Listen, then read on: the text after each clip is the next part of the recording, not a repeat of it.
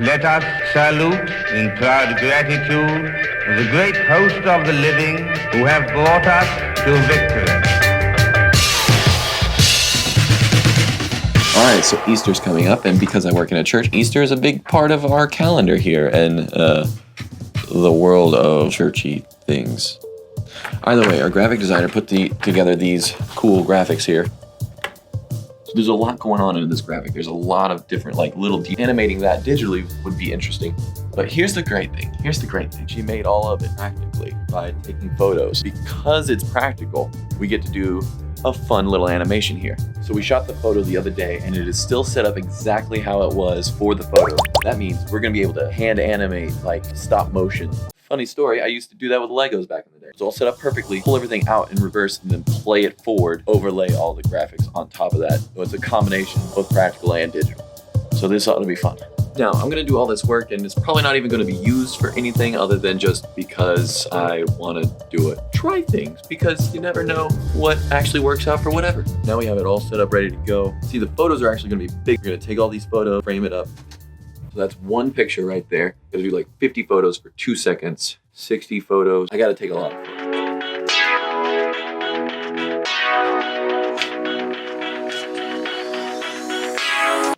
Okay, time lapse is done. Now on to the second idea. Halfway through making this, I had the bright idea, why didn't I take a bunch of really fancy, smooth B-roll shots? Of course, now it's all tore apart. I gotta put it back together, then get my slider. It doesn't look exactly like it used to, but I mean, it's good enough for government work, right? So now I'm gonna go grab my slider and get some super slider. It's real nice. It's robotic. It does all this stuff for you. Let's get it set up. So I'm gonna throw the C100 with this Canon 1.4 on here, 50-1.4. I'm gonna throw this on here. I have a love-hate relationship with this camera, but I'm gonna be able to monitor how in focus this is with this, because really teeny tiny and narrow.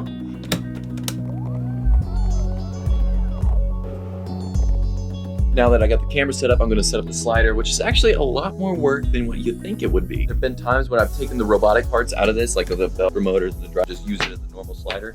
But for right now, since I got the time, why not just set it up and do it with the robot, because it's gonna be precise. And that is something I am. There is!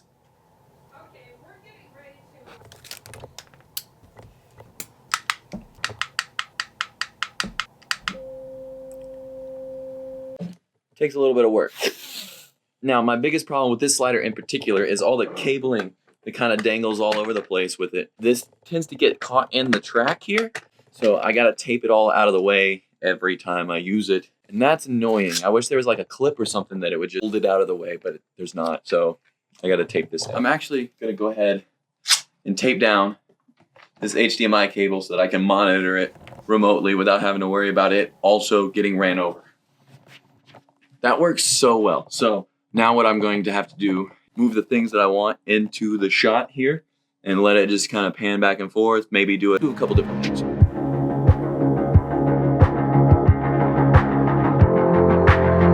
With the robot camera, I'm getting pretty fun stuff.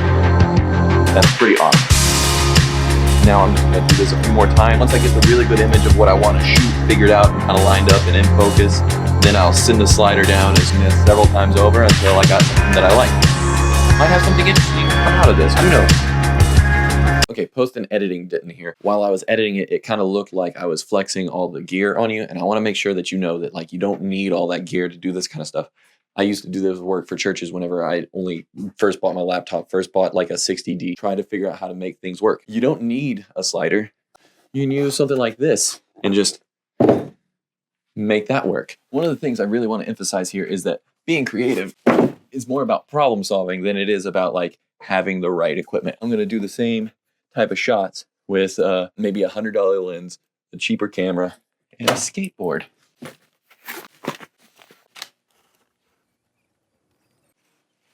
So this, what I did is I cranked it up to 60 frames a second, tried to do it a smooth, starting way beyond it, moving through it, and then I'll slow it down in post. Hopefully that'll give us a pretty similar look.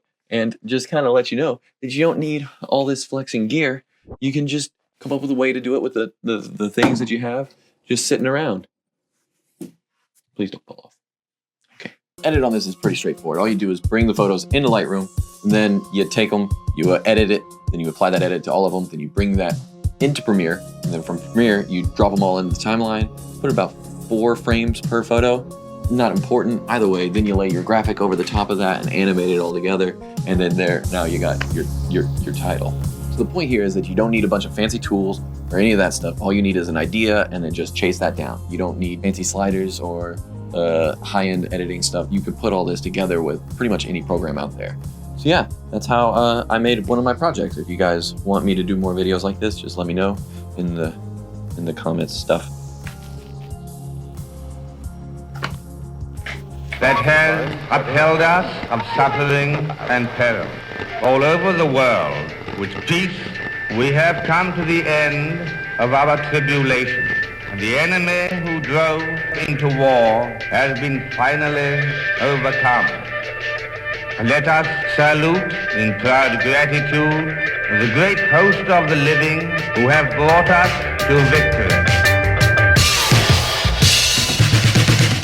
Now, I'm going to do all this work, and it's probably not even going to be used for anything other than just because I want to do it.